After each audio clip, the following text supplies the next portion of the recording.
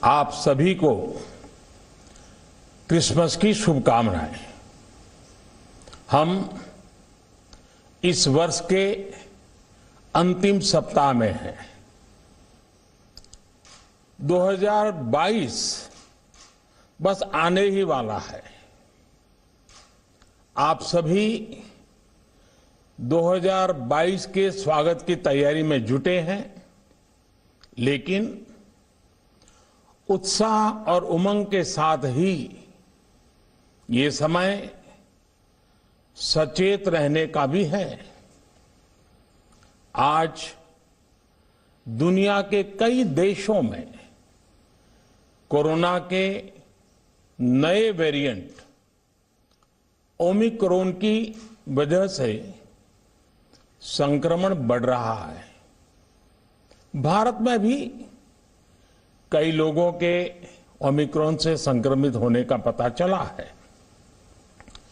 मैं आप सभी से आग्रह करूंगा कि पैनिक न करें। हां, सावधान रहें, सतर्क रहें, मास्क उसका भरपूर उपयोग करें और हाथों को थोड़ी थोड़ी देर पर धुलना, इन बातों को हमें भूलना नहीं है। आज जब वायरस म्यूटेट हो रहा है तो हमारी चुनौतियों का सामना करने की ताकत और आत्मविश्वास भी मल्टीप्लाई हो रहा है। हमारी इनोवेटिव स्पिरिट भी बढ़ रही है। आज देश के पास 18 लाख आइसोलेशन बेड्स हैं, 5 लाख ऑक्सीजन सपोर्टेड बेड्स हैं, 1,40,000 आईसीयू बेड्स हैं।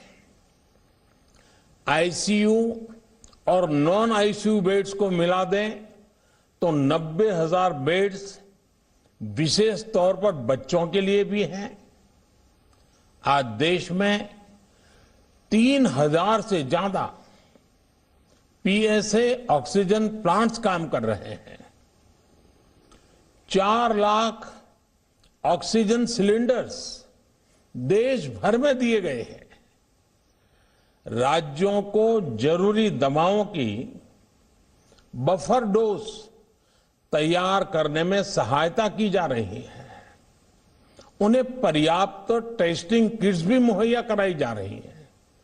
साथियों, कोरोना वैश्विक महामारी से लड़ाई का अब तक का अनुभव यही बताता है कि व्यक्तिगत स्तर पर सभी दिशा निर्देशों का पालन कोरोना से मुकाबले का बहुत बड़ा हथियार है।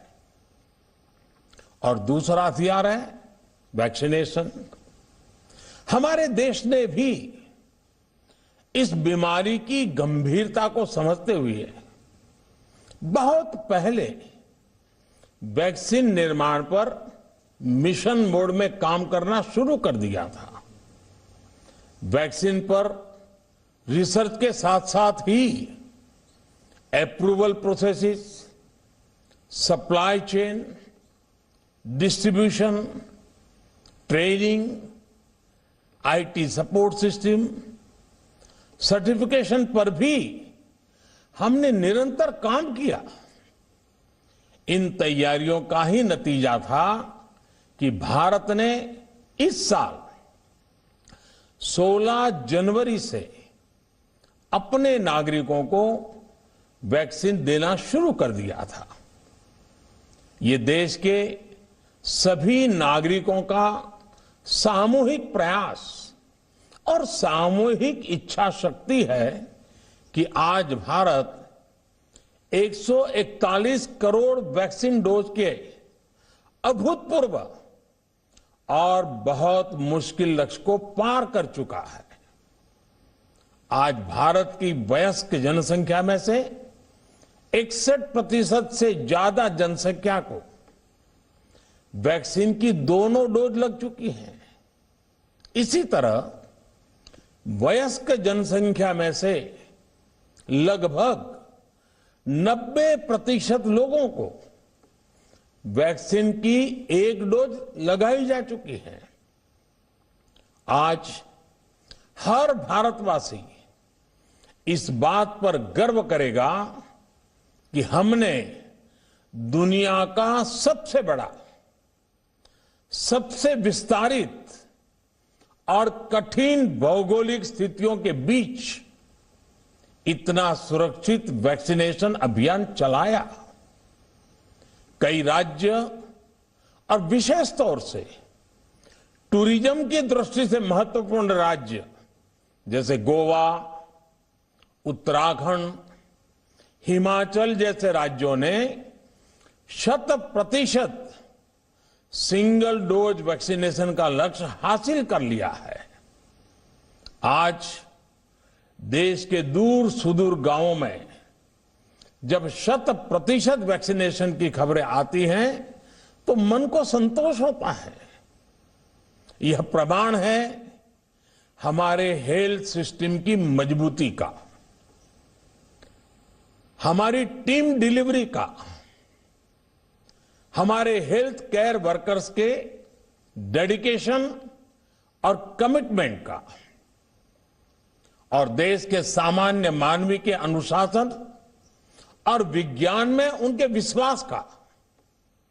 हमारे देश में जल्दी ही नेजल वैक्सीन और दुनिया की पहली डीएनए वैक्सीन भी शुरू होगी। साथियों, कोरोना के खिलाफ भारत की लड़ाई शुरू से ही वैज्ञानिक सिद्धांतों, वैज्ञानिक परामर्श और वैज्ञानिक पद्धति पर आधारित रही है। पिछले 11 महीने से देश में वैक्सीनेशन अभियान चल रहा है। देशवासी इसके लाभ भी महसूस कर रहे हैं।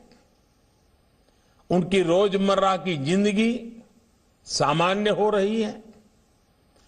आर्थिक गतिविधियां भी दुनिया के कई देशों की तुलना में उत्साहजनक रही हैं। लेकिन साथियों, हम सभी जानते हैं कि कोरोना अभी गया नहीं है। ऐसे में सतर्कता बहुत जरूरी है। देश को सुरक्षित रखने के लिए, देशवासियों को सुरक्षित रखने के लिए हमने निरंतर काम किया है। जब वैक्सीनेशन शुरू हुआ तो उसमें भी वैज्ञानिक सुझावों के आधार पर ही ये तय किया गया कि पहली डोज किसे देना शुरू किया जाए, पहली और दूसरी डोज में कितना अंतराल हो, स्वस्थ लोगों को कब वैक्सीन लगे, जिन्हें कोरोना हो चुका है उन्हें कब वैक्सीन लगे, और जो कोमॉर्बिडिटी से ग्रस्त हैं उन्हें कब वैक्सीन लगे। ऐसे निर्णय लगातार किए गए और ये परिस्थितियों को संभालने में काफी मददगार भी साबित हुए हैं। भारत ने अपनी स्थिति परिस्थिति के अनुसार भारत के वैज्ञानिकों के सुझाव पर ही अपने निर्णय लिए हैं। वर्तमान में ओमिक्रॉन की चर्चा जोरों पर चल रही है। विश्व में इसके अनुभव भी अलग अलग है, अनुमान भी अलग अलग है।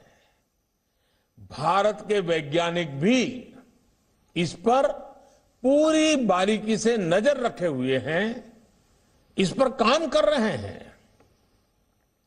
हमारे वैक्सीनेशन को आज जब 11 महीने पूरे हो चुके हैं तो सारी चीजों का वैज्ञानिकों ने जो अध्ययन किया है और विश्व भर के अनुभवों को देखते हुए आज कुछ निर्णय लिए गए हैं। आज अटल जी का जन्मदिन भी है, क्रिसमस का त्योहार भी है, तो मुझे लगा कि इस निर्णय को आप सबके साथ साझा करना चाहिए। साथियों, 15 साल से 18 साल की आयु के बीच के जो बच्चे हैं, अब उनके लिए देश में वैक्सीनेशन प्रारंभ होगा। 2022 में 3 जनवरी को सोमवार के दिन से इसकी शुरुआत की जाएगी। ये फैसला कोरोना के खिलाफ देश की लड़ाई को तो मजबूत करेगा ही, स्कूल कॉलेजों में जा रहे हमारे बच्चों की और उनके माता पिता की चिंता भी कम करेगा। साथियों, हम सबका अनुभव है कि जो कोरोना वॉरियर्स हैं, हेल्थ केयर और फ्रंटलाइन वर्कर्स हैं, इस लड़ाई में देश को सुरक्षित रखने में उनका बहुत बड़ा योगदान है। वो आज भी कोरोना के मरीजों की सेवा में अपना बहुत समय बिताते हैं। इसलिए प्रिकॉशन की दृष्टि से सरकार ने निर्णय लिया है कि हेल्थ केयर और फ्रंटलाइन वर्कर्स को वैक्सीन की प्रिकॉशन डोज भी प्रारंभ की जाए। इसकी शुरुआत 2022 में 10 जनवरी सोमवार के दिन से की जाएगी। साथियों, कोरोना वैक्सीन का अब तक का ये भी अनुभव है कि जो अधिक आयु वाले हैं और पहले से ही किसी न किसी गंभीर बीमारी से पीड़ित है, उन्हें प्रिकॉशन लेना सलाह योग्य है।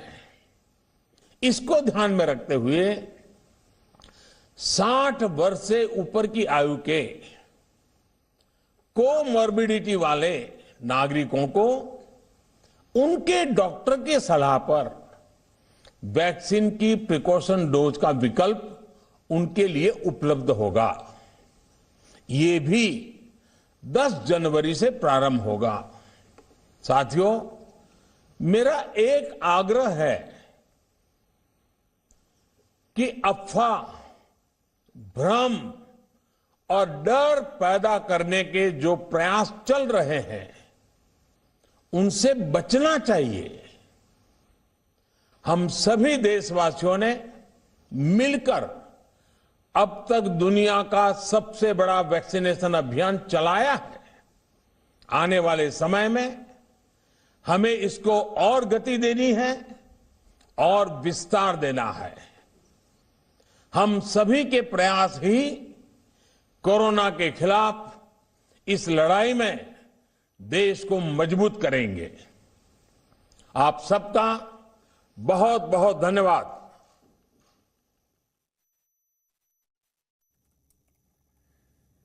देश को संबोधित कर दिया है प्रधानमंत्री नरेंद्र मोदी ने, और प्रधानमंत्री नरेंद्र मोदी ने बड़ा ऐलान करते हुए ये जानकारी दी कि 15 साल से 18 साल के बच्चों के लिए वैक्सीनेशन प्रारंभ होगा।